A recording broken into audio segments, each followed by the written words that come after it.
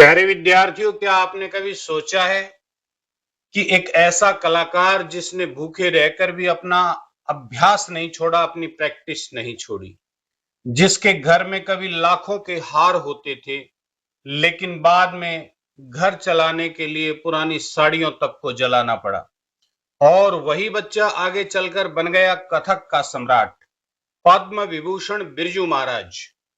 तो आज की इस वीडियो में हम जानेंगे बिरजू महाराज के संघर्ष, कथक की परंपरा और जीवन की वो प्रेरणादायक बातें जो हर विद्यार्थी को सीखनी चाहिए। तो वीडियो को अंत तक जरूर देखिए, क्योंकि यह पाठ केवल एक पाठ नहीं है, बल्कि जीवन के लिए एक प्रेरणा का स्रोत है। नमस्कार विद्यार्थियों, मैं हूं विनोद कुमार वेदालंकार और आप देखना शुरू कर चुके हैं आपका अपना चैनल वीके हिंदी संस्कृत गुरुकुल। आज हम करने वाले हैं कक्षा 7 की पुस्तक मल्हार के महत्वपूर्ण पाठ बिरजू महाराज जी से साक्षात्कार की बहुत ही सरल एवं शानदार व्याख्या। तो चलिए बिना समय गंवाए शुरू करते हैं आज के इस शानदार अध्याय को।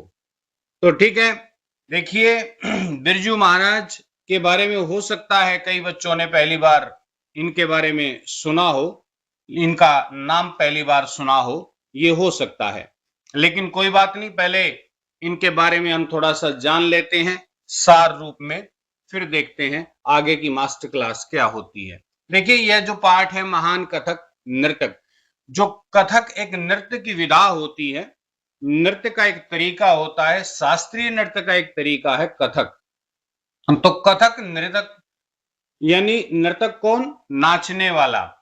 कथक, कथक माने विशेष रूप से कथक को नाचने वाला, कथक का नर्तक पद्म विभूषण। तो पद्म विभूषण भारत सरकार का एक बहुत बड़ा सम्मान होता है, पद्म विभूषण। तो बिरजू महाराज जी को वो सम्मान मिला था। बिरजू महाराज जी के जीवन और अनुभवों पर आधारित यह पाठ है। इसमें कुछ बच्चे उनसे बातचीत करते हैं, आपके लेखन कौशल में, राइटिंग स्किल में भी आता है संवाद लेखन। तो संवाद लेखन जो है, साक्षात्कार भी जो है संवाद लेखन का ही एक रूप है। तो कुछ बच्चे उनसे मिलने जाते हैं, उनसे बातचीत करते हैं और उनके जीवन से जुड़ी हुई कई रोचक बातें जानने की कोशिश करते हैं।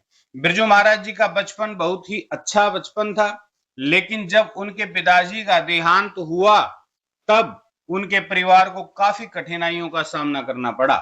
पहले उनका जीवन बहुत ही आरामदायक था, काफी अमीर लोग होते थे ये, लेकिन समय के साथ हालात बदल गए और घर की स्थिति भी काफी बिगड़ गई। इसके बावजूद उन्होंने कभी भी हिम्मत नहीं हारी और नृत्य की अपनी प्रैक्टिस, अपना अभ्यास उन्होंने जारी रखा। बिरजू महाराज को कथक नृत्य बचपन से ही बहुत पसंद था। उनके घर में नृत्य की परंपरा थी। उनके पिता, जिनका नाम था अच्छन महाराज, ध्यान रखना प्यारे बच्चों, अच्छन महाराज, और उनके चाचा का नाम था शंभूजी महाराज और लच्छू महाराज, सभी प्रसिद्ध कथक नर्तक थे। बिरजू जी ने भी बचपन से ही कथक सीखना शुरू कर दिया था। उन्होंने बताया कि नृत्य केवल एक कला नहीं है, बल्कि एक साधना है। नृत्य में लय, ताल और भाव भंगिमा का विशेष महत्व होता है। वे कहते हैं कि पढ़ाई और नृत्य दोनों साथ साथ किए जा सकते हैं, बस मन में एक सच्ची लगन होनी चाहिए काम को करने की। तो जो है नृत्य में जो उसका जो महत्व है वो बहुत ही अधिक वो मानते थे, और वो कहते थे कि पढ़ाई और नृत्य। तो आजकल तो बच्चे केवल पढ़ाई पढ़ाई पढ़ाई पढ़ाई और काम कुछ भी नहीं सीखते, कोई कला वो नहीं सीख पाते, केवल पढ़ाई में ही अपने आप को उलझा करके रख देते। तो पढ़ाई के साथ साथ हमें कोई ना कोई कला, कोई ना कोई कौशल हमें जरूर सीखना चाहिए, ठीक है। बस मन में जो है एक सच्ची लगन होनी चाहिए, सब हो जाता है। तो उन्होंने, बिरजू जी महाराज ने, उनकी एक शिष्या थी जिसका नाम था शोभना नारायण। तो उनका उदाहरण वो देकर के समझाते हैं, उसका एग्जाम्पल देकर के समझाते हैं कि वो जो शोभना थी एक IAS अफसर है, जबकि वो कथक में भी निपुण थी, ठीक है। तो वो IAS कोई ऐसे ही तो बन नहीं जाता, बहुत ज्यादा उन्होंने प्रैक्टिस की होगी, बहुत ज्यादा जो है स्टडी की होगी, तब जाकर के वो IAS बनी है। लेकिन वो कथक भी साथ साथ सीखती थी। तो बिरजू महाराज बताते हैं कि कथक की जो परंपरा है वो बहुत ही पुरानी है, ये नई परंपरा नहीं है। पहले ये मंदिरों में किया जाता था, जो कथक है मंदिरों में पहले ये किया जाता था, फिर यह राज दरबारों तक पहुंचा। उन्होंने कथक में कई सारे बदलाव किए, उसे आधुनिक रूप दिया। आजकल मंच बड़े हो गए हैं, दर्शक भी ज्यादा होते हैं, आधुनिक मंच होते हैं, लेकिन पहले यह कला सीमित लोगों तक ही सीमित थी। वे मानते हैं कि कथक न केवल एक नृत्य है, बल्कि जीवन को सुंदर और लयबद्ध तरीके से जीने की एक कला है। जैसे हम रोजमर्रा के काम करते हैं और हमारे रोजमर्रा के कामों में एक लय होती है, एक सिस्टम होता है, एक अनुशासन होता है, वैसे ही नृत्य भी हमें अनुशासन और एक संतुलन सिखाता है। तो ये बहुत ही महत्वपूर्ण बात है। ठीक है जी, तो आगे चलते हैं। तो अनुशासन सबसे महत्वपूर्ण चीज है। बिरजू महाराज को नृत्य के अतिरिक्त चित्र बनाना यानी कि ड्राइंग उनको काफी पसंद थी। ठीक है, और क्या कहते हैं, उनको गाना बजाना, मशीनों से भी उनको बहुत ज्यादा उनका लगाव था। उन्होंने बताया कि अगर वे नर्तक नहीं होते तो शायद वो इंजीनियर बनते। वे कहते हैं कि कला कोई छोटी चीज नहीं होती, यह इंसान को भीतर से निखार देती है। तो बच्चों को कला सीखनी चाहिए, इससे वे अच्छे इंसान बनते हैं। वे ये भी कहते हैं कि बच्चों को अपनी रुचि के अनुसार कला का चुनाव करना चाहिए और अपनी पूरी मेहनत और लगन से उसको सीखना चाहिए। ठीक है जी, अब हम पाठ को पढ़ लेते हैं और आप अपनी जो टेक्स्ट बुक है उसको अच्छे से खोल करके बैठ जाइए। मैंने यहाँ गद्यांशों के रूप में इसको विभक्त करने की, बांटने की कोशिश की है पाठ को। शब्दार्थ भी हम साथ साथ लिखते रहेंगे, तो अपनी टेक्स्ट बुक जब आप खोल करके बैठे तो पेंसिल भी साथ लेकर के बैठिए। पहला गद्यांश देख लेते हैं। कथक की जब भी बात होती है, हमारे मस्तिष्क में एक नाम अवश्य आता है और वो नाम है बिरजू महाराज। जानी मानी हस्ती है बिरजू महाराज कथक नृत्य के संदर्भ में। कथक की कला उन्हें विरासत में मिली। विरासत का मतलब क्या होता है प्यारे बच्चों? तो विरासत का मतलब होता है जो हमें हमारे पूर्वजों से प्राप्त होता है, जो कुछ भी वो विरासत होती है। ठीक है, तो इसका मतलब क्या हुआ कि बिरजू महाराज जी के जो पूर्वज हैं, पिता दादा आदि, वो भी सब कथक करते थे। ठीक है, भारत ही नहीं बल्कि विदेशों में भी बिरजू महाराज का स्मरण उनकी मनमोहक प्रस्तुतियों के लिए किया जाता है। उनको याद किया जाता है कि उनकी जो प्रस्तुतियां थी, क्योंकि उन्होंने संसार में बहुत सारे देशों में अपने प्रोग्राम जो है उन्होंने प्रदर्शित किए, लोग उनको देखने के लिए आते थे और सब जगह उनको जो है बड़प्पन ही मिला। बिरजू महाराज जी का जीवन शास्त्रीय संगीत के रागों के समान ही, जैसे शास्त्रीय संगीत के जो राग होते हैं उनमें उतार चढ़ाव से भरा रहता है। जैसे राग उतार चढ़ाव से भरे ही रहते हैं, ऐसे उनका जीवन भी उतार चढ़ावों से भरा रहा। अपने जीवन में प्राप्त सफलताओं के लिए उन्होंने बहुत कठिन साधना की, क्योंकि सफलता ऐसे ही नहीं मिल जाती, उसके लिए कठिन साधना करनी ही पड़ती है। यहाँ कुछ भी संसार के अंदर कुछ भी आपको फ्री में मिलने वाला नहीं है, आसानी से मिलने वाला नहीं है। तपस्या तो अपरिहार्य है, कोई भी सफलता तपस्या से ही आती है।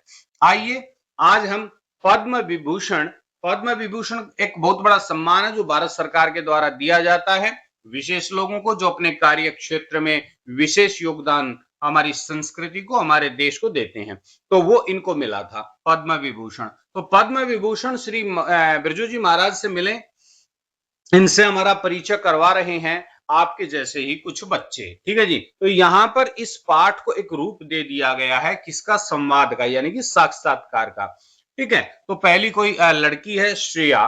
तो श्रेया कहती है, सुना है आपका बचपन संघर्षों से भरा था, अपने बचपन के बारे में कुछ बताएं। ठीक है, अब बिरजू जी महाराज इसका आंसर देते हैं, इसका जवाब देते हैं। वो कहते हैं कि देखिए, संघर्ष का मतलब होता है मुश्किलों से भरा हुआ, ठीक है, कठिनाइयों से भरा हुआ। तो वो उत्तर देते हैं कि भाई एक जमाना था जब हम लोग छोटे नवाब कहलाते थे, यानी कि एक समय ऐसा भी था जब लोग हमें छोटा नवाब कह करके पुकारते थे। ठीक है जी, हवेली के दरवाजे पर 8-8 पहरेदारों यानी सिपाहियों का पहरा रहता था। इतने अमीर लोग थे ये। मेरे बाबूजी के देहांत के बाद आर्थिक परेशानियां बहुत ज्यादा बढ़ने लगी। जिन डिब्बों में कभी 3-3, 4-4 लाख की कीमत के सोने के हार हुआ करते थे, उस जमाने में 3-4 लाख को आप सोच करके देखिए। आज की हम बात नहीं कर रहे हैं। 3-4 लाख रुपए की अगर कोई वस्तु आज है किसी डिब्बे में, तो वो आज भी एक्सपेंसिव है, वो आज भी महंगी है। लेकिन आज से जो है 70-80 साल पहले की हम बात करें तो उस समय भी जो है वो बहुत ही महंगी थी। बहुत उसकी बहुत अधिक उसकी कीमत थी। और वो जितने डिब्बे आज खाली पड़े थे। जीवन में उतार चढ़ाव होता ही है, सब समय का चक्र है। तो संघर्षों के दौर में, दौर का मतलब होता है समय, तो संघर्ष के समय में मेरी सबसे बड़ी जो सहयोगी रही वो रही मेरी मां। कहने का मतलब क्या है कि मेरी मां ने मेरा बड़ा सहयोग दिया। कभी कर्ज लेते थे तो कभी पुरानी जरी की साड़ियां जलाकर उनके सोने चांदी के तार बेचते थे और अपना गुजारा करते थे। क्योंकि जब इनके पास अमीरी का समय था तो बिरजू जी महाराज जी की माता जी के पास बहुत सारी जरी की साड़ियां थी। जरी की साड़ियां वो होती हैं प्यारे बच्चों, जिन साड़ियों के अंदर सोने और चांदी के तारों से कढ़ाई और बुनाई का काम किया जाता है। तो जब उन साड़ियों को जलाया जाता है तो वो जो तार हैं सोने अथवा चांदी के, वो उसमें शेष रह जाते हैं, वो बच जाते हैं। तो उसको जला करके भी इन्होंने गुजारा किया। ऐसा भी बुरा समय इनके ऊपर आया। नृत्य के कार्यक्रमों से भी कभी कभी पैसा नहीं आता था। हमेशा जो है ऐसा नहीं था कि भाई कोई प्रोग्राम किया और पैसा आ गया, ऐसा नहीं था। दिन में खाना खाते थे तो रात को कई बार बिना खाए भी सोना पड़ता था। अम्मा बार बार यही कहा करती थी कि खाने को भले ही चना मिले, भले ही चना चबेना खाएं, यानी कि भले ही फाका मार के गुजारा करें, लेकिन कुछ भी मिले या न मिले, लेकिन जो हमें अपने जो प्रैक्टिस है, अपना जो काम है, वो हमें कभी भी नहीं छोड़ना चाहिए। अपना जो काम है, उसका जो प्रैक्टिस है, उसका जो अभ्यास है, वो हमें जारी रखना चाहिए। तो ठीक है प्यारे बच्चों, इस पहले गद्यांश से हमने क्या सीखा? देखिए, पहले गद्यांश में 2-3 बातें हमने सीखी। पहले ये कि जो बिरजू जी महाराज जी हैं वो पहले छोटे नवाब कहलाते थे। छोटे नवाब कहलाने का मतलब क्या था कि हवेली के दरवाजे पर 8-8 सिपाहियों का पहरा रहता था। डिब्बों में 3-3, 4-4 लाख रुपए के हार पड़े रहते थे। ठीक है। फिर क्या आया? फिर आया संघर्ष का दौर। जब संघर्ष का दौर आया तो इतना बुरा समय आया कि पुरानी जरी की साड़ियां तक जला करके सोने चांदी के तार निकाल करके बेचने पड़े। रात को कई बार भूखे ही सोना पड़ा। ठीक है। तो इसका परिणाम क्या निकला? तो इसका परिणाम ये निकला, उन्होंने शिक्षा ये ली कि खाने को भले ही चना मिले, ठीक है, या कुछ भी नहीं मिले, लेकिन अपना जो प्रैक्टिस है, अपना जो अभ्यास है, वो हमें नहीं छोड़ना है। ठीक है जी। अपना काम, अपना टारगेट हमें नहीं छोड़ना है। ठीक है जी। तो आगे चलते हैं। तनुश्री तनुश्री कहती है, फिर प्रश्न पूछती है, क्योंकि संवाद की परंपरा आगे बढ़ रही है, साक्षात्कार चल रहा है। आपने कथक किससे सीखा? अगला प्रश्न है। तो बिरजू जी महाराज कहते हैं कि मेरे गुरु थे। अब यहां से देखिए गुरु परंपरा शुरू होती है। ठीक है। मेरे गुरु थे मेरे पिता। मैंने जो मेरे पहले गुरु थे वो मेरे पिताजी ही थे। तो बार बार परीक्षा में जो है इस प्रकार के प्रश्न पूछे जाते हैं। तो उनके पिताजी का नाम था अच्छन महाराज। याद रखने की बात है, उनके 2 चाचा थे। एक चाचा का नाम था शंभू महाराज और दूसरे का नाम था लच्छू महाराज। ठीक है जी। चाचा आपको पता ही है किसको कहते हैं? चाचा पिताजी के जो छोटे भाई होते हैं उनको चाचा कहते हैं। तो घर में चूंकि कथक का माहौल था, जो है ये घराना ही जो है कथक वाला था, इसलिए औपचारिक प्रशिक्षण शुरू होने से पहले, यानी कि फॉर्मल ट्रेनिंग जो है स्टार्ट होने से पहले ही मैं अपने घर में, परिवार में अपने बड़ों को देख करके, अपने चाचा और पिताजी को देख देख करके कुछ में कथक सीख गया था और नवाब के दरबार में नाचने भी लगा था। तो पहले नवाब के दरबारों में जो है इस प्रकार के डांस प्रोग्राम ये लोग ऑर्गेनाइज करते थे। तो ये जो है छोटे छोटे प्रोग्राम वहां पर देने लग गए थे बाल कलाकार के रूप में। तो कथक की तालीम, तालीम उर्दू का शब्द है जिसका अर्थ होता है प्रशिक्षण, यानी कि ट्रेनिंग, यानी कि शिक्षा। ठीक है। तो कथक की शिक्षा शुरू करते समय गुरु शिष्यों को गंडा, गंडे का मतलब होता है एक ताबीज, जिस प्रकार से एक हाथ में या गले में या पैर में कोई धागा बांध देते हैं, काले रंग का, नीले रंग का या पीले रंग का, जो भी, तो उसको जो है धागा को गंडा कह देते हैं, ताबीज भी कह देते हैं। तो गुरु शिष्य की परंपरा क्या थी कि जब गुरु अपने शिष्य को अपनाता था तो उसे गंडा बांधने की परंपरा कहते थे। ठीक है। और शिष्य गुरु को भेंट में यानी कि उपहार स्वरूप कुछ न कुछ दिया करता था। जब मेरी तालीम शुरू होने की बात आई तो बाबूजी ने कहा भेंट मिलने पर ही गंडा बांधूंगा। तो बाबूजी ने कहा कि भाई जो परंपरा है वो तो परंपरा की तरह ही आगे बढ़ेगी। जब तक आप मुझे कुछ न कुछ उपहार नहीं दोगे, भेंट नहीं दोगे, मैं आपको गंडा नहीं बांधूंगा, मैं आपको शिष्य नहीं बनाऊंगा।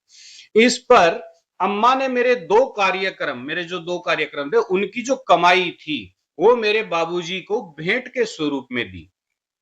गंडा गुरु और शिष्य के बीच एक पवित्र रिश्ते को प्रकट करने वाला संबंध होता है।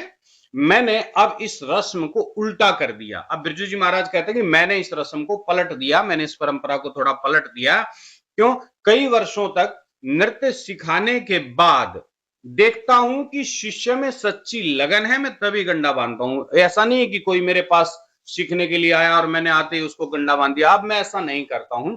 पहले वो मेरे पास आएगा, साल 2 साल मेरे पास सीखेगा, जब मैं देखूंगा कि हाँ ये शिष्य बनने के लायक है तो ही मैं उसको गंडा बांधूंगा। इस प्रकार की परंपरा अब मैंने चला दी है। ठीक है जी। तो इस दूसरे के ध्यान से हमने क्या सीखा बच्चों? गंडा गंडा का मतलब होता है तावीज। तावीज का मतलब एक परंपरा का विकास है। ठीक है। तो इसमें पुरानी परंपरा क्या थी? तो पुरानी परंपरा पिताजी महाराज जो अच्छन जी महाराज थे उनका नियम था। तो नई परंपरा क्या थी? नई परंपरा बिरजू जी महाराज जी ने चलाई थी। तो पिताजी की जो पुरानी परंपरा थी गंडा बांधने की, वो क्या थी? तो वो औपचारिक प्रशिक्षण शुरू होता था। गंडा बांधने के बाद शिष्य गुरु को भेंट देते थे और गुरु गंडा बांधते हैं, यानी कि भेंट मिलने के बाद ही। ऐसा पुराना नियम था। नया नियम क्या बना? बिरजू जी महाराज जी ने किस प्रकार से परंपरा में कुछ परिवर्तन कर दिया। तो कई वर्षों तक बिना गंडा बांधे ही वो नृत्य जो उनके पास सीखना पड़ता है। फिर वो देखते हैं कि शिष्य में सच्ची लगन की परख करते हैं कि इसमें सच्ची लगन है या नहीं है। जब गुरु संतुष्ट हो जाता है शिष्य से, तभी वो संतुष्ट होने पर ही वो पवित्र गंडा बांधता है और उसको अपना शिष्य के रूप में स्वीकार करता है। ठीक है जी। हाँ। तो इससे हमने क्या कंक्लूजन निकाला कि गंडा एक पवित्र रिश्ता है गुरु और शिष्य के बीच में। ये धन से नहीं बल्कि लगन से बांधा जाता है। ठीक है जी। आगे चलते हैं भाई, तीसरा गद्यांश देख लेते हैं। हमने यहां पर अच्छी प्रकार से 2 गद्यांश हमने अच्छी प्रकार से पढ़ लिए हैं। ठीक है। अब तीसरे गद्यांश में हमारा साक्षात्कार आगे बढ़ता है। तनुश्री पूछती है कि क्या पढ़ाई या दूसरे कामों के साथ साथ संगीत और नृत्य को जारी रखना संभव है? भाई हम तो बच्चे हैं, पढ़ रहे हैं स्कूल में, तो क्या हम साथ साथ में कथक जो नृत्य है वो कोई ना कोई जो कला है उसको सीख सकते हैं? तो बिरजू जी महाराज क्या कहते हैं सुन लीजिए, क्योंकि कई सारे बच्चों के दिमाग में इस प्रकार की बात हो सकती है। ठीक है। तो बिरजू जी महाराज कहते हैं कि यह तो अपने सामर्थ्य पर निर्भर करता है। मेरी शिष्या है शोभना, वो आपको जो है एक एग्जाम्पल के तौर पर सिखाते हैं, बताते हैं कि मेरी शिष्या एक शोभना नारायण उसका पूरा नाम है, वो आईएएस अफसर हैं और बहुत अच्छी कथक नृत्य की भी हैं। तो मैं नृत्य के साथ साथ बजाता भी हूं, गाता भी हूं। इसके अतिरिक्त जो है नृत्य नाटिकाएं और उनके लिए संगीत भी मैं तैयार करता हूं। ठीक है जी। मैंने जब नौकरी शुरू की तो मेरे चाचा ने कहा था कि तुम नौकरी में बंट जाओगे। मैंने नौकरी एक बार स्टार्ट कर ली थी, नौकरी पकड़ ली थी। तुम्हारे अंदर का नर्तक जो है वो पूरी तरह से पनप नहीं पाएगा, विकसित नहीं हो पाएगा। पर मैंने जो है दृढ़ निश्चय किया था कि महाराज बनना है तो उसके लिए मेहनत तो मुझे करनी ही पड़ेगी। मैंने साथ साथ दोनों काम किए, इसमें कोई दिक्कत परेशानी वाली बात नहीं है। ठीक है जी। तो प्यारे विद्यार्थियों, चौथा गद्यांश देख लेते हैं। माणिक नाम का छात्र जो अपना प्रश्न पूछता है और कहता है कि कथक की शुरुआत कब हुई। अब कथक का जो इस प्रश्न के माध्यम से कथक का जो ऐतिहासिक दृष्टिकोण है उस पर चर्चा करते हैं। बिरजू महाराज जी कहते हैं कि कथक की परंपरा बहुत पुरानी परंपरा है, ये कोई नवीन परंपरा नहीं है, यह पौराणिक परंपरा है। महाभारत के आदि पर्व और रामायण में भी इसकी चर्चा मिलती है। पहले कथक रोचक और अनौपचारिक रूप से कथा कहने का एक तरीका था, यानी कि कथक के माध्यम से कोई भी कथा को जो है एक्टिंग करके अपने नृत्य की भाव भंगिमाओं के आधार पर जो है प्रस्तुत किया जाता था किसी भी पौराणिक कथा को। तब यह मंदिरों तक ही सीमित था। हमारे लखनऊ घराने के लोग मूलतः है बनारस इलाहाबाद के बीच हरिया गांव के रहने वाले थे। अब वो अपने घराने के बारे में बताते हैं बिरजू जी महाराज जी कि जो लखनऊ घराने के, इनके घराने को लखनऊ घराना कहा जाता है, जो कि बनारस और इलाहाबाद के बीच में उत्तर प्रदेश के अंदर एक हरिया नाम का गांव है। तो वहां के ये बेसिक जो है मूल रूप से रहने वाले थे। वहां पर जो है इन्होंने 989 यानी कि 989 वहां पर कथिकों के घर हुआ करते थे। पूरा गांव ही कथिकों का था। कथिकों का एक तालाब अभी भी उस गांव के अंदर है। गांव में एक बेरगिया नाला भी है। एक नाला है गांव के अंदर, उसका नाम है बेरगिया, जिसके साथ एक कहानी भी जुड़ी हुई है। वो कहानी भी बिरजू जी महाराज जी सुनाते हैं कि एक बार नौ कथिक नर्तक जो है वो कथक करके उस नाले के पास से रात में गुजर रहे थे। 3 डाकू वहां पर आ पहुंचे उनको लूटने के लिए। कुछ कथिक तो डर गए, किंतु उन कथिकों की कला में इतना दम था, उन्होंने जो है कथक करना शुरू किया। उन डाकुओं को जो है कथक का नृत्य दिखाया। तो डाकू सब कुछ भूलकर उन कथिकों के कथक में इतना डूब गए, मग्न हो गए।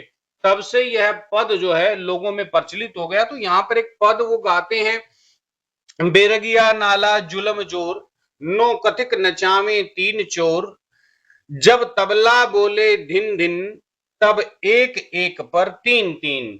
तो ये एक मतलब कहावत है वहां की, उस गांव के अंदर जो है प्रचलित है। ये कोई गाना है, मतलब लोकगीत है। तो लखनऊ घराने के बाद जयपुर घराना और फिर बनारस घराने का विकास हुआ।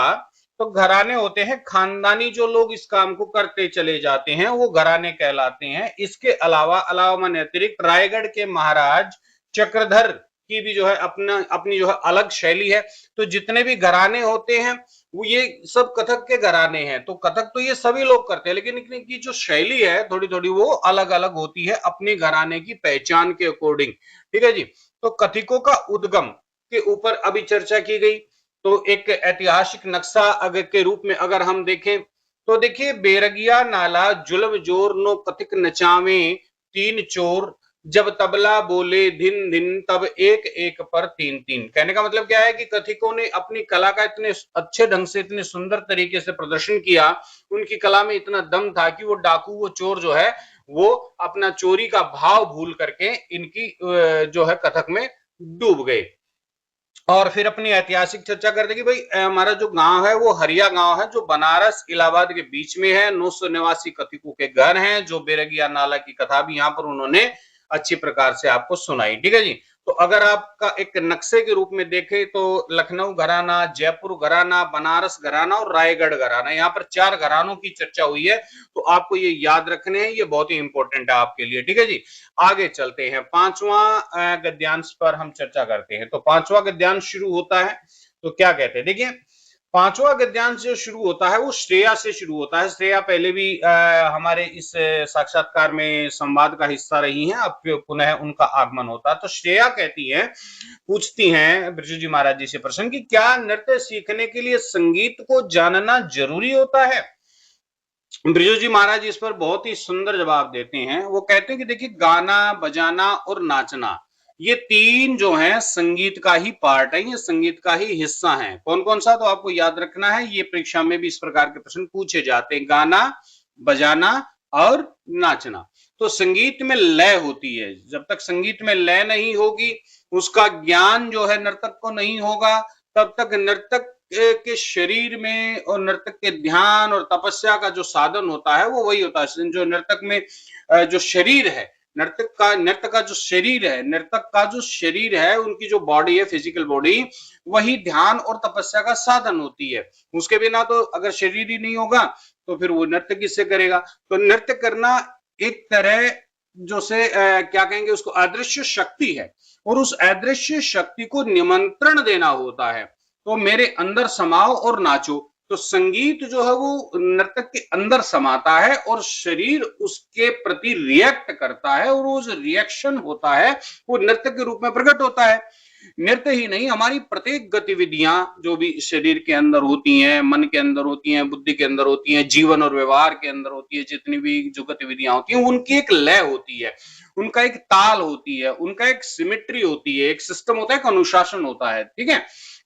उदाहरण देकर के समझाते कि जो घसियारा होता है, घसियारा माने घास खोदने वाला, ठीक है, जो घास खोदने वाला व्यक्ति होता है, घास को हाथ से पकड़कर उस पर हंसिया, हंसिया माने एक औजार होता है जो कि घास खोदने के काम आता है, लोहे का बना हुआ, उसको हंसिया कहते हैं। तो वो उस पर हंसिया मारता है, फिर घास हटाता है। ठीक है, मारने हंसिया को मारने और हटाने की इस लय में जरा सी गड़बड़ी हुई नहीं कि उसका हाथ कट गया। ठीक है, तो वो एक लय में, एक ताल में जो है घसियारा भी घास को काटता है। लय हर जगह काम में आती है, नृत्य में, जीवन में संतुलन बनाने के लिए ये बहुत ही आवश्यक है और इससे ही जीवन का संतुलन बनता है। लय जो है एक सिस्टम, एक अनुशासन जो है, एक तरह का आवरण है। आवरण माने ऊपर का, जैसे क्या बोलेंगे उसको, आवरण का मतलब होता है ढकने वाली जो परत होती है, यानी कि सजावटी जो परत होती है, जिस प्रकार से जो वस्त्र है वो हमारे शरीर के ऊपर एक आवरण है। ठीक है, तो जो नृत्य की सुंदरता, नृत्य को सुंदरता प्रदान करते हैं, जैसे वस्त्र हमें सुंदरता प्रदान करते हैं, उसी प्रकार से जो है ये लय भी जो है नृत्य को सुंदरता प्रदान करती है। अगर नर्तक को सुर की समझ है, सुर ताल संगीत की समझ है, तो वो जान पाएगा, वो जान पाएगा कि लहरा ठीक नहीं है, संगीत ठीक नहीं है, लय ठीक नहीं है या ठीक है। इसके माध्यम से ही जो है उसके जो शरीर के अंग हैं वो नृत्य में प्रवेश कर पाएंगे, नृत्य को जो है कार्यान्वित कर पाएंगे, प्रैक्टिकली कर पाएंगे। जब तक कि आप जो खुद ही देख लीजिए, यदि आप किसी गाने पर गा रहे हैं और यदि वो गाना ही जो है डगमगा जाए, उसकी सुर ताल जो है डगमगा जाए, तो कोई भी कितना भी कुशल नर्तक हो वो नृत्य नहीं कर पा सकता। ठीक है जी। तो यहां पर हमने कुछ चीजें सीखी बच्चों। क्या सीखी? सबसे पहले सीखा हमने रिदम, यानी कि लय होना अत्यंत जरूरी है। फिर हमने सीखा सुर, सुर माने गाना। ठीक है जी। फिर हमने सीखा वाद्य, वाद्य माने बजाना। ठीक है, और ये सारी चीजें मिलकर के क्या बनती हैं? संगीत बनती हैं। क्या बनती हैं? संगीत। तो संगीत होता है बाहर। ठीक है, और जब वो संगीत नर्तक के शरीर में प्रवेश करता है और उसका जो शरीर उस नृत्य के प्रति रिएक्ट करता है, एक सुर में, एक लय में, एक ताल में, एक संतुलन में, एक अनुशासन में, तो नृत्य जो है वो प्रकट होता है। ठीक है जी। तो नृत्य करना एक अदृश्य शक्ति को निमंत्रण देना है। और बिरजू जी महाराज कहते हैं कि मेरे अंदर समाओ और नाचो। ठीक है, तो वो जो संगीत है वो नर्तक के शरीर में समाता है और नर्तक नाचता है, जो अपना जो नृत्य है उसको प्रस्तुत करता है। तो ये एक बहुत गहरा विज्ञान है। ठीक है, इस विज्ञान को आपको अच्छे से समझ करके चलना पड़ेगा। अगला गद्यांश हम शुरू करते हैं। तो तनुश्री फिर से पूछती हैं कि आपने कथक में कई नई चीजें भी जोड़ी है ना, मतलब कुछ चीजें आपने जोड़ी होंगी। ठीक है, कोई भी जो कुशल व्यक्ति होता है वो अपने काम में कुछ न कुछ जोड़ता ही है। तो बिरजू जी महाराज कहते हैं कि कथक की, अब परंपरा की बात करते हैं, कि कथक की पुरानी परंपरा को तो हमने कायम रखा है। ठीक है जी। कायम रखना माने हमने उसको जो कहते हो रखा है, हमने उसमें ऐसा नहीं है कि हमने उसको बिल्कुल परंपरा को ही बदल दिया है। हाँ, उसके प्रस्तुतिकरण में हमने जरूर बदलाव किए हैं। तो समय के साथ प्रस्तुतिकरण में बदलाव होना ही चाहिए। हमने गौर किया, गौर माने हमने ध्यान दिया कि हमारे चाचा लोग जो कि इनके गुरु थे और बाबूजी लोग जो नाचते तो बहुत खूबसूरत थे, बहुत गजब का वो नाचते थे, लेकिन उनके खड़े होने का अंदाज भी निराला होता था। ठीक है, वो ऐसे सामान्य लोगों की तरह नहीं खड़े होते थे। तो हमने उन भाव भंगिमाओं को भी कथक में शामिल कर लिया। ठीक है जी, उसमें भी हमने अपने कथक में ही जोड़ लिया। चाचा लोग और बाबूजी हमारे लिए ब्रह्मा, विष्णु और महेश थे। ठीक है, तो जो हमारे तीन देवता हैं हमारे सनातन में, मुख्य रूप से त्रिदेव जिनको कहा जाता है, सबसे बड़े देवता ब्रह्मा, विष्णु और महेश। महेश माने शिव। तो यहाँ पर बिरजू जी महाराज अपने पिताजी को और अपने दोनों चाचाओं को जो उपमा देते हैं वो ब्रह्मा, विष्णु, शिव से देते हैं। तो हमने तीनों की शिक्षा को इकट्ठा कर दिया। ठीक है जी, और उन तीनों की कला को, उन तीनों की शिक्षा को इकट्ठा करके उसको ही एक नया रूप दे दिया। इसी प्रकार टैगोर, त्यागराज आदि कई आधुनिक कवियों की रचनाओं को लेकर भी कथक परंपराएं या कथक रचनाएं हमने तैयार की हैं। टैगोर जी की जो रचना है उसको लेकर के, त्यागराज जी जो है वो भी बांग्ला के बहुत बड़े लेखक रहे हैं। ठीक है जी, तो उनकी जो रचनाएं हैं, उनके जो गीत हैं, उनको लेकर के भी हमने कई सारी कथक के जो रचनाएं हैं, अलग अलग प्रकार के नृत्य की रचनाएं हैं, हमने उनको आविष्कृत किया है। ठीक है जी, आगे चलते हैं भाई। तो यहां पर लय की, सुर की, ताल की बात हुई, तो क्या कहते हैं कि भाई शरीर के अंदर, सुर के अंदर एक ताल होना चाहिए। और वो एक एग्जाम्पल देकर के समझाते हैं। किसका एग्जाम्पल देकर के समझाते हैं? घसियारे का एग्जाम्पल देकर के समझाते हैं कि जिस प्रकार से घसियारे के काम में भी तो प्रत्येक जीवन का काम है, जो भी आप काम कर रहे हैं, जैसे आप पढ़ाई का काम कर रहे हैं, तो पढ़ाई के काम में भी एक लय होनी चाहिए, एक सुर होना चाहिए, एक सिस्टम होना चाहिए, एक अनुशासन होना चाहिए, ठीक है जी, तभी सफलता प्राप्त होती है। अगर वो अनुशासन, वो घसियारा छोड़ दे, उस परंपरा को छोड़ दे, तो घास तो कटेगी कि नहीं कटेगी पता नहीं, लेकिन उसका हाथ जरूर कट जाएगा। तो जीवन में इसी प्रकार से संतुलन होना बहुत ज्यादा जरूरी है। और क्या बताते हैं यहाँ पर बिरजू जी महाराज? बिरजू जी महाराज कहते हैं कि भाई जो है हमने क्या किया कि हमने जो है वो ये भी बता दें कि हमने जो है नई रचनाओं का भी आविष्कार किया है, और हमने अपने पिताजी को और अपने चाचाओं को गुरु परंपरा में ब्रह्मा विष्णु शिव की तरह ही माना है। ठीक है, हमने उनको नाचते हुए देखा, उनके खड़े होने का एक अंदाज अलग था, हमने सबको उनको लेकर के एक नई रचनाओं का और अपने उनको जो है कथक में ही उसको जो है एक नया रूप हमने देने की कोशिश की है, उसको प्रयास किया है। ठीक है जी, आगे बढ़ते हैं भाई। अगला गद्यांश में तनुश्री फिर से प्रवेश करती हैं और तनुश्री जो है पूछती हैं कि पर ये लोग तो अलग अलग भाषाओं के कवि थे। बिल्कुल, टैगोर जी और त्यागराज जी, उससे क्या फर्क पड़ता है भाई? अब वो बताते हैं, बहुत ही सुंदर एग्जाम्पल देकर के समझाते हैं बिरजू जी महाराज। कहते हैं कि भाषाएं अलग अलग होने से जो है कोई फर्क नहीं पड़ता। भाषाएं अलग अलग होती हैं, लेकिन इंसान तो सब जगह एक ही होते हैं कि नहीं होते हैं? देखिए, फ्रांस का वो एग्जाम्पल देते हैं कि फ्रांस में एक दर्शक ने कहा कि मैं नहीं जानती कि यशोदा मैया कौन है। ठीक है जी, हाँ, मैंने उन्हें बताया कि इस धरती पर सब माएं यशोदा ही होती हैं और सब नन्हे बच्चे भगवान श्री कृष्ण ही होते हैं। ठीक है, सभी माताओं का और सभी नन्हे बच्चों का जो जीवन होता है वो बिल्कुल यशोदा मैया और कृष्ण की तरह ही होता है। बच्चा जो है, जैसे कृष्ण जिद करते थे ऐसे ही सभी बच्चे जिद करते हैं। बच्चे की जिद करना, बच्चे का रोना, उठना, बैठना, सब जगह संसार में कहीं भी चले जाओ आप, सब जगह एक जैसा ही होता है। चाहे अफ्रीका में चले जाओ, चाहे यूरोप में चले जाओ, चाहे पूर्व में चले जाओ। धीरे धीरे हम अलग अलग भाषाएं और संस्कार और तौर तरीके जो है सीख लेते हैं। वो तो हम व्यवहार से सीखते हैं, दूसरों को देख करके सीखते हैं। ठीक है ना जी, मौलिक रूप से तो सभी इंसान एक ही है। चाहे इसी प्रकार से, चाहे नृत्य हो या कुछ और, परंपराएं एक वृक्ष के समान होती हैं, एक बड़े वृक्ष के समान होती हैं, जो सबको एक जैसी छाया और एक जैसा आश्रय प्रदान करती हैं। उसके नीचे बैठने वाले अलग अलग स्वभाव के हो सकते हैं, अलग अलग भाषा भाषी हो सकते हैं। वृक्ष के लिए जो है बीज को बोएं तो समय आने पर जो है एक जैसा ही जो है पौधा उसमें से निकलेगा। ऐसा थोड़ा ना कि उस बीज को आप अफ्रीका में ले जाओगे तो अलग टाइप का पौधा निकलेगा, अमेरिका में ले जाओगे तो अलग टाइप का पौधा निकलेगा, भारत में बोओगे, श्रीलंका में बोओगे तो अलग अलग टाइप के पौधे निकलेंगे। ऐसा नहीं है, एक ही बीज को आप कहीं भी बोओगे तो पौधा तो एक जैसा ही निकलेगा। तो एक नया वृक्ष कैसे हो सकता है? तो इस बात पर निर्भर करेगा कि वो, लेकिन वो जो बड़ा होगा तो बड़ा इस बात पर निर्भर करेगा, उसकी आकृति, प्रकृति, स्वभाव इस बात पर निर्भर करेगी कि उसको हवा कैसी मिली, उसको पानी कैसा मिला, उसको खाद कैसी मिली, उसको बाहर का वातावरण कैसा मिला। तो इसी प्रकार से व्यक्ति का जीवन होता है कि बचपन में जन्म तो हमारा सबका एक जैसे ही होता है, बाद में हमारे संस्कार क्या होने हैं, हमने परंपराओं से क्या सीखा, हमने समाज से क्या सीखा, किस प्रकार के हमने तौर तरीके सीखे, तो ये सारी चीजें बाद में जो है हमारे ऊपर लागू होती हैं। ठीक है जी, अगला गद्यांश देख लेते हैं भाई। आगे क्या कहते हैं? माणिक। माणिक एक कोई छात्र है, वो साक्षात्कार में प्रवेश करता है और संवाद का हिस्सा बनता है और एक प्रश्न करता है बिरजू जी महाराज जी से। कहता है कि आपने जब सीखना शुरू किया, बहुत इंपॉर्टेंट क्वेश्चन है, आपने जब सीखना शुरू किया तब से अब तक कथक की दुनिया में क्या क्या बदलाव आए हैं, यानी कथक के अंदर क्या क्या परिवर्तन देखने को मिले हैं? बहुत ही महत्वपूर्ण प्रश्न है। बिरजू जी महाराज कहते हैं कि देखिए, पहले मंच नहीं होते थे, पहले तो हम राज दरबारों में कथक करते थे, नवाबों के दरबार में कथक करते थे, या मंदिरों में कथक करते थे, मंदिरों के पंडालों में कथक करते थे। ठीक है, मंच नहीं होते थे, स्टेज परंपरा उस समय नहीं थी।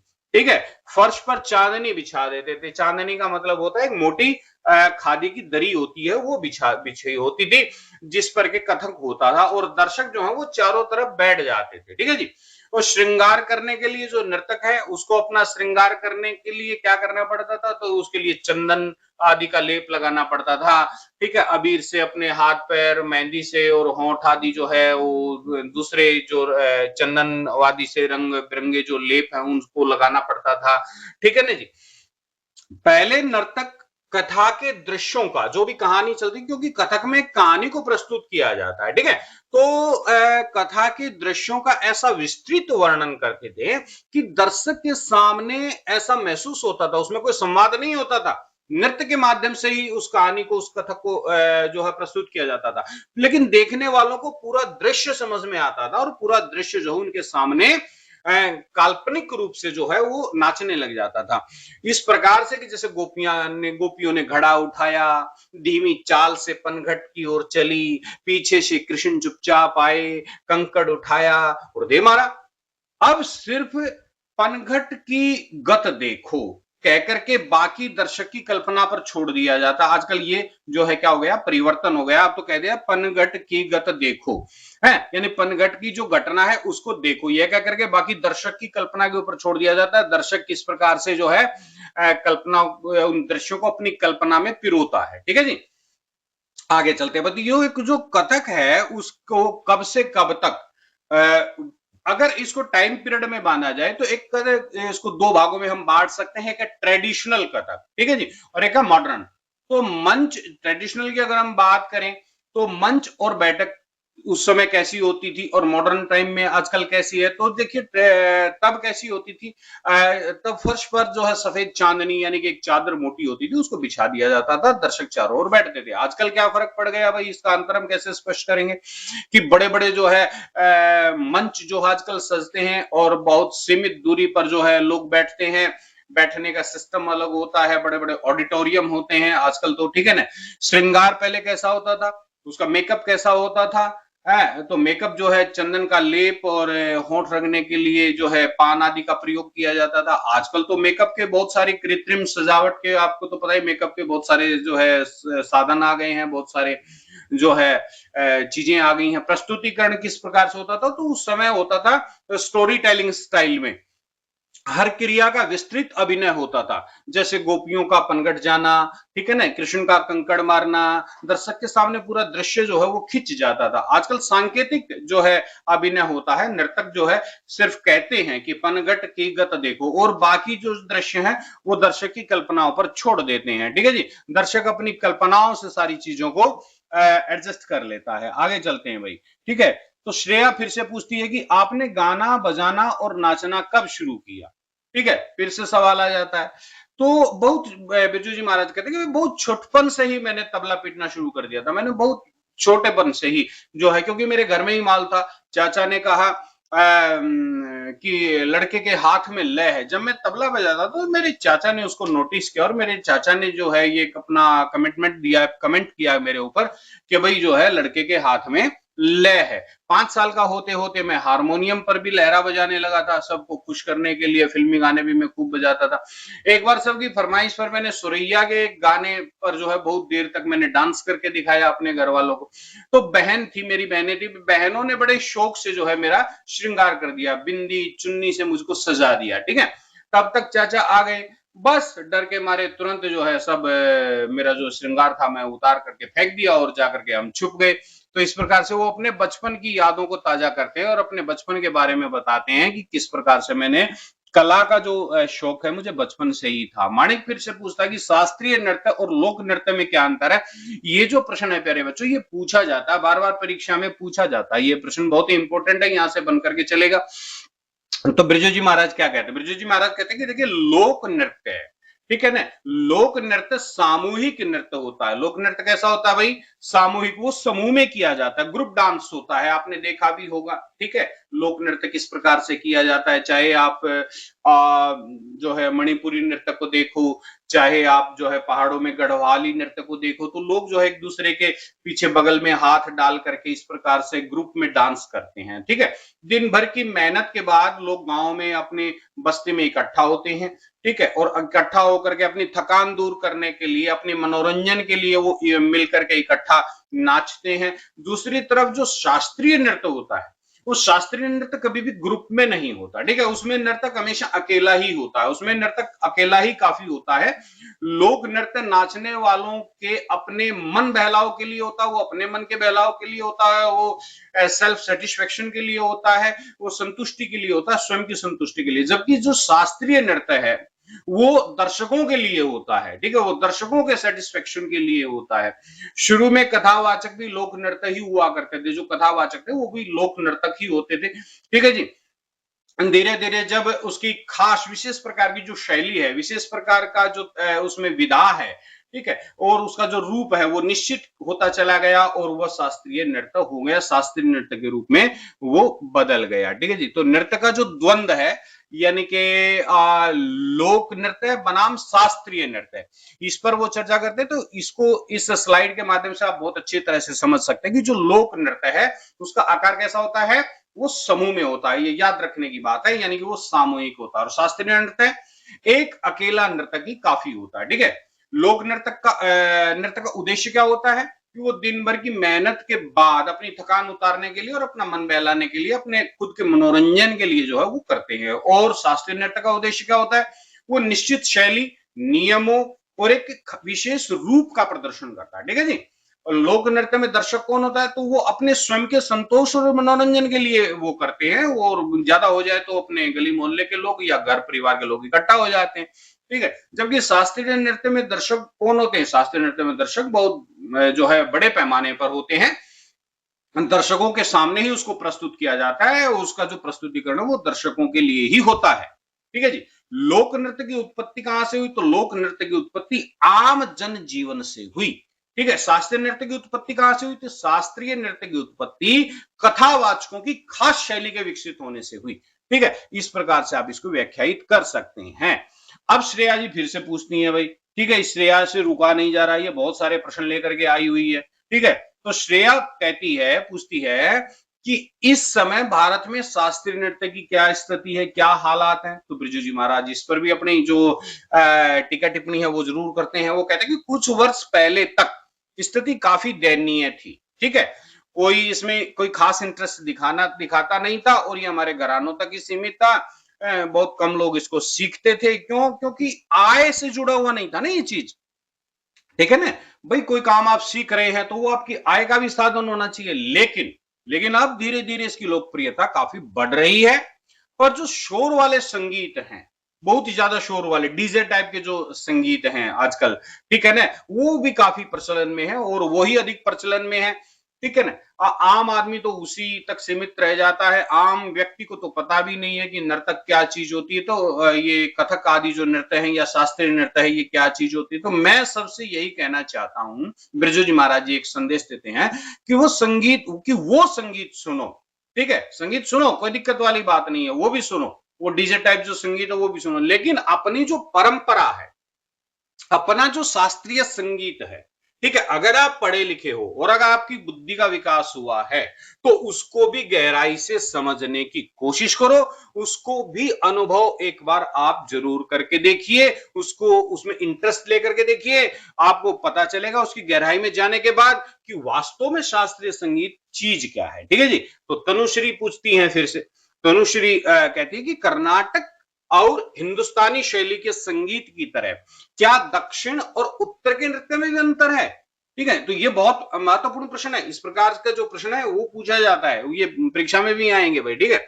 और आपको ये भी सिखाया जा रहा है कि किस प्रकार से आपको किसी का साक्षात्कार लेना है, क्योंकि हो सकता है आप में से कई लोग बड़े होकर के किसी का साक्षात्कार आपको लेना पड़े, ठीक है। तो ब्रिजू जी महाराज उत्तर देते हैं, कहते हैं कि देखिए कथक जो है वो भरतनाट्यम, अब ये जितने भी नाम दिए गए हैं, ठीक है ना, ये क्या है, ये शास्त्रीय नृत्य की प्रमुख शैलियां हैं, तो आपको ये बड़े ध्यान से जो है समझनी चाहिए, ठीक है जी।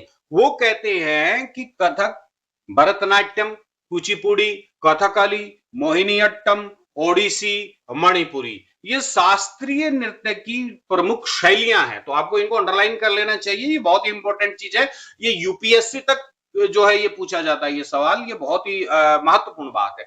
संगीत और गाने के ढंग के अंतर पर डिपेंड है कि किस प्रकार का संगीत और किस प्रकार का गाना, तो उसमें क्या डिफरेंस है, ठीक है ना, उसके ऊपर काफी कुछ बदलाव आ जाता है इसके अंदर। तो इसके अतिरिक्त भी हर नृत्य की अपनी एक लय है, अपनी भाव भंगिमा है।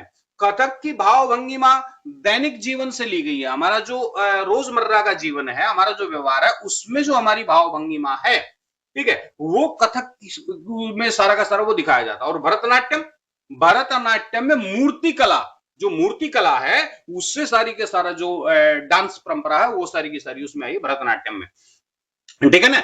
हाँ, में दोनों भावों का भरतनाट्यम इकट्ठा प्रयोग है, ठीक है जी। भरतनाट्यम में इकट्ठा प्रयोग किया जाता है, कथक में बारी बारी से उसका प्रयोग किया जाता है। ओडिसी और जो मणिपुरी है, ओडिसी और मणिपुरी में कोमलता है, ठीक है, वो सॉफ्टनेस है। कथकली में ओज है, ठीक है, वीर रस है। और कथक में दोनों है, ठीक है जी, ओज भी है और कोमलता भी है। कथक में गर्दन को हल्के से हिलाया जाता है, चिराग की लो के समान, जैसे हल्की हवा के झोंके में जैसे चिराग की लो हिलती है, ठीक है, ऐसे ही गर्दन हिलती है। और इसी तरह उंगलियां भी धीरे धीरे ही हिलाई जाती हैं, जैसे घूंघट पकड़ने में या घूंघट उठाने में, ठीक है। जो कथक के अंदर जो दृश्य को प्रकट किया जाता है, वो बहुत ही कोमलता के साथ किया जाता है। उंगलियां जरा जोर से हिली नहीं कि चाचा जी तुरंत टोक देते थे, अरे भाई घूंघट उठा रहे हो कि तंबू उठा रहे हो, ठीक है। तो घूंघट उठाने में विशेष मुद्राओं का प्रयोग किया जाता है, किसके अंदर, कथक के अंदर, ठीक है जी। तो जो नृत्य शैलियों की तुलना है, वो बहुत ही सुंदर और रोचक ढंग से यहां की गई है। एक तरफ कथक है जो कि उत्तर का है, भरतनाट्यम दक्षिण का है। तो कथक क्या है जो कि उत्तर का है, उससे क्या प्रेरणा, दैनिक जीवन के भाव, ठीक है, जो दैनिक जीवन के भाव उससे प्रेरित होकर के। और भरतनाट्यम मूर्ति कला से लिए गए भाव है, ठीक है जी। हाँ, कथक की विशेषता क्या है, कथक ओज और कोमलता दोनों का मिश्रण है, जबकि भरतनाट्यम की विशेषता क्या है कि वो भावों का एक साथ अत्यंत सजीव रूप से प्रयोग करता है, ठीक है। कथक में मुद्रा कैसी, गर्दन और उंगलियों को चिराग की लो की तरह हल्के से हिलाना, ठीक है, ऐसे। और कथकली दक्षिण से आया, दक्षिण का है।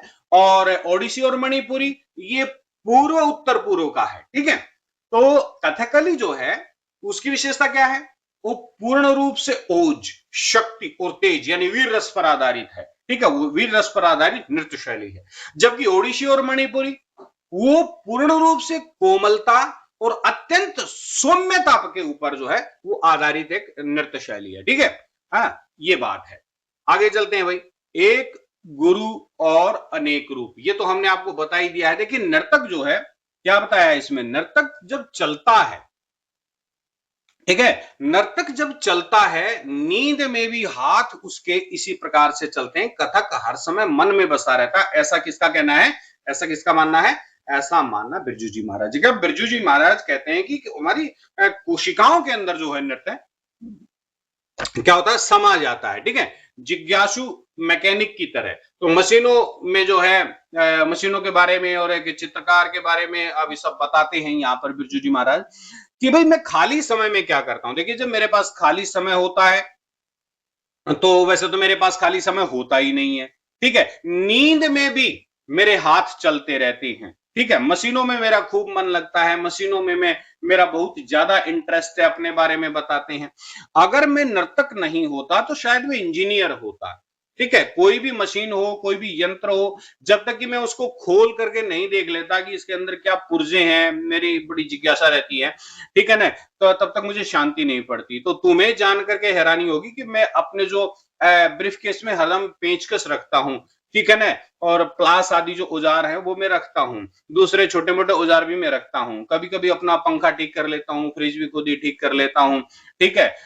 बेटी मेरी जो है वो और मेरा दामाद भी बहुत बड़े चित्रकार हैं, ठीक है, उन्हें देख देख करके मैं भी पेंटिंग बनाने का शौक मुझे भी चढ़ गया है और मैं भी काफी कुछ पेंटिंग बना लेता हूँ। प्राय रात के 12 बजे के बाद ही मैं पेंटिंग बनाने के लिए बैठता हूँ, तब नींद से आंखें बंद होने लगती हैं, तो मैं ब्रश को एक तरफ रख करके सो जाता हूं। पिछले 2 वर्षों में लगभग मैंने 70 से भी अधिक पेंटिंग बना दी है, चित्र बना दिए हैं, ठीक है जी, ऐसा वो बताते हैं, ठीक है। आगे चलते हैं भाई, आगे क्या कहते हैं, आगे कहते हैं इसका जो श्रेया है, जो श्रेया है वो प्रश्न पूछती है कि अगर कोई बच्चा गाना बजाना या नृत्य सीखना चाहे पर घर के लोग तो सीखने नहीं देना चाहते हो, तो ऐसे में हमें क्या करना चाहिए? बिरजू जी महाराज कहते थे कि आजकल के माँ बाप से मेरी एक विनती है, वो आजकल के जो पेरेंट्स हैं उनको उनसे जो है संदेश देते हैं बिरजू जी महाराज जी, वो कहते हैं कि मेरा आजकल के माता पिता से मेरी विनती है। क्या विनती है? कि यदि बच्चे में इंटरेस्ट है, बच्चे में रुचि है, तो उसे लय के साथ खुलने दें। जैसे अन्य खेल में उसका इंटरेस्ट है और आप उसको खेलने के लिए मोटिवेट करते हैं, वैसे ही ये भी एक खेल है, ठीक है ना? ये भी एक कला है जिसमें बहुत कुछ सीखने को मिलता है। इस खेल की दुनिया में संतुलन है, समय का अंदाजा व सदुपयोग बच्चे के बौद्धिक विकास के लिए बहुत ही अधिक महत्वपूर्ण है। ठीक है, तो क्या समझाते हैं कि यदि बच्चे में इंटरेस्ट है, बच्चे में रुचि है सीखने की, उसे लय के साथ खेलने देना चाहिए। उसको जो है इस कला को सीखने से रोकना नहीं चाहिए, क्योंकि यह भी एक खेल के रूप में ही इसको मानते हैं बिरजू जी महाराज। ठीक है, और वो कहते हैं कि यह कोई सामान्य खेल नहीं है, इससे व्यक्ति जो है अपने व्यक्तित्व में 3 चीजें आवश्यक रूप से सीखता है। पहला सीखता है संतुलन, दूसरा सीखता है समय का सदुपयोग, और तीसरा इससे क्या होता है? बुद्धि का विकास। ठीक है जी, देखिए संतुलन कैसे होता है? शरीर और मन का सही तालमेल। और समय का सदुपयोग कैसे? समय का अंदाजा लगाना और उसके महत्व को, उसके इंपॉर्टेंस को समझना। बौद्धिक विकास केवल ये मनोरंजन की बात नहीं है, बल्कि सोचने समझने की शक्ति का बहुत ही गहरा विकास होता है इससे। ठीक है जी, आगे चलते हैं भाई। आगे कहते हैं, तनुश्री प्रश्न पूछती है कि क्या आपके परिवार में लड़कियों ने कथक नहीं सीखा? क्योंकि तनुश्री तो लड़की है, ठीक है, तो वो लड़की के रूप में पूछती है, क्या आपके परिवार में भी तो लड़कियां, आपकी बहनें हैं, क्या उन्होंने नहीं सीखा? तो बिरजू जी महाराज जी कहते थे कि मेरी बहनों को कथक नहीं सिखाया गया, लेकिन मैंने अपनी बेटियों को सिखाया है। अब मेरी बहनों को नहीं सिखाया गया, अब पता नहीं क्यों नहीं सिखाया गया, लेकिन मैंने अपनी बेटियों को जरूर सिखाया है। ठीक है, कोई भी जो हुनर है, हुनर का मतलब कला, कोई भी हुनर अवश्य व्यक्ति के अंदर होना चाहिए। जब तक किसी व्यक्ति के अंदर कोई कला नहीं होगी, कोई कौशल नहीं होगा, कोई हुनर नहीं होगा, तब तक वो आत्मनिर्भर हो ही नहीं सकता, वो सेल्फ डिपेंडेंट हो ही नहीं सकता। ठीक है मेरे बच्चों, तो ये मैं अपनी कक्षा में भी कहता हूं बच्चों को कि केवल इस कागजी पढ़ाई से काम चलने वाला नहीं है, इस किताबी पढ़ाई से जीवन में गुजारा होने वाला नहीं है। कोई ना कोई हुनर जरूर सीखिए, कोई ना कोई कला जरूर सीखिए। और हुनर, क्योंकि हुनर एक ऐसा खजाना है जिसे कोई भी आपसे छीन नहीं सकता। और वक्त पड़ने पर, जीवन में जब बुरा समय आता है, जब वक्त पड़ता है, तो ये आपका जो हुनर है यही आपके काम आता है। तो बच्चों, तुम लोग संगीत सीखते हो? प्रश्नवाचक चिन्ह है, वो पूछते हैं कि क्या तुम संगीत सीखते हो? यदि नहीं तो जरूर सीखो, मन की शांति के लिए ये बहुत ज्यादा जरूरी है।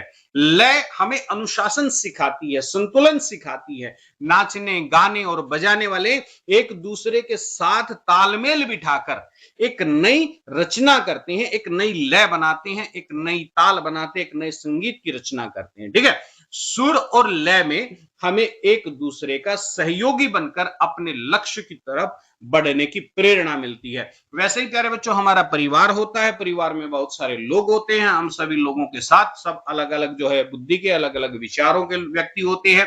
तो हम सबको उनके साथ एक लय में चलना होता है, एक संतुलन सीखना पड़ता है, सबके साथ एक समायोजन बना करके चलना होता है। तो इसकी प्रेरणा हमें संगीत से मिलती है, इसकी जो ट्रेनिंग है वो हमें संगीत से मिलती है। ठीक है जी, तो हमने क्या सीखा? हमने 2-3 चीजें सीखी। पहली चीज सीखी कि हमें जीवन में कोई ना कोई, क्या हमारे पास कोई ना कोई हुनर जरूर होना चाहिए। क्यों होना चाहिए हुनर? क्योंकि इससे एक तो क्या आता है? आत्मनिर्भरता आती है। ठीक है जी, क्या आती है? आत्मनिर्भरता, विशेषकर लड़कियों के लिए। शिक्षा और हुनर व्यक्ति को स्वावलंबी बनाते हैं, तो आत्मनिर्भरता यानी कि सेल्फ रिलायंस बहुत ज्यादा जरूरी है। और आंतरिक शांति यानी कि इनर पीस, उसके लिए भी ये बहुत ज्यादा जरूरी है। ठीक है, संगीत और लय मन को शांत करते हैं और जीवन का जो कोलाहल है, जीवन की जो टेंशन है, जीवन की जो फ्रस्ट्रेशन है, उसको निकाल करके जीवन में एक शांति और संतुलन की स्थापना करते हैं। तो कथक जो है केवल नृत्य नहीं है, बल्कि वो जीवन जीने की एक कला है। ठीक है, और इससे हमें जीवन में क्या सीखने को मिलता है? इससे हमें सहयोग सीखने को मिलता है, एक दूसरे के साथ कोलैबोरेशन की जो आर्ट है वो सीखने को मिलती है। जैसे सुर और ताल मिलकर के एक नई रचना करती हैं, वैसे ही हमें अनुशासन जो है एक दूसरे का सहयोगी बनाता है, और एक दूसरे का सहयोगी बनते जब हम हैं, या किसी के सहयोगी जब हम बनते हैं और दूसरों को अपना सहयोगी बनाते हैं, तो हम अपने एक निश्चित लक्ष्य तक पहुंचते हैं। ठीक है जी। तो इससे हमने क्या निष्कर्ष निकाला प्यारे बच्चों? इस पाठ से हमने क्या सीखा? देखिए, इस पाठ में कथक सम्राट बिरजू महाराज के बचपन, उनके संघर्षों, कथक सीखने और सिखाने की प्रक्रिया, नृत्य और संगीत के प्रति उनकी गहरी समझ और रुचि के बारे में हमें विस्तृत रूप से जानने का अवसर प्राप्त हुआ। संगीत जो है, पद्म विभूषण पंडित बिरजू जी महाराज जी की अनमोल शिक्षा क्या है? वो कहते हैं कि हुनर एक ऐसा खजाना है, ऐसा खजाना है जिसे कोई भी आपसे नहीं छीन सकता। और जब जीवन में कठिन समय आता है तो ये वक्त पड़ने पर ये हुनर ही आपके काम आता है। बाकी के सब लोग जो हैं, आपके संगी साथी रिश्तेदार, आपका साथ छोड़ करके चले जा सकते हैं, लेकिन आपका हुनर हमेशा आपके साथ रहेगा। तो प्यारे विद्यार्थियों, अगर ये इस वीडियो ने कोई भी लाइव वैल्यू आपके जीवन में ऐड की है, कोई भी जीवन मूल्य आपके जीवन में जोड़ा है, यदि ये कुछ भी उपयोगिता आपके लिए लेकर के आया है, तो इस वीडियो को जरूर लाइक करें, अपने दोस्तों के साथ शेयर करें, हमारे चैनल को सब्सक्राइब करें, बेल आइकन को जरूर दबाएं। एक विशेष सूचना, इस वीडियो के डिस्क्रिप्शन में आपको एक लिंक मिलने वाला है, वीके हिंदी संस्कृत गुरुकुल.blogspot.com। उस पर आप अवश्य विजिट करें। वहां पर जितनी भी लिखित अध्ययन सामग्री है, ठीक है, वो आपको रिटर्न नोट्स आपको सारे मिलने वाले हैं। वहां से आप अपनी नोटबुक तैयार कर सकते हैं और अपने रिटर्न नोट्स के माध्यम से अपनी परीक्षा की तैयारी भी वहां से अच्छी प्रकार से कर सकते हैं। ठीक है, तो मैं मिलूंगा आपसे अगले शानदार वीडियो में इस पाठ के प्रश्न अभ्यास के साथ। तब तक के लिए पढ़ते रहिए, आगे बढ़ते रहिए। आपका बहुत बहुत धन्यवाद।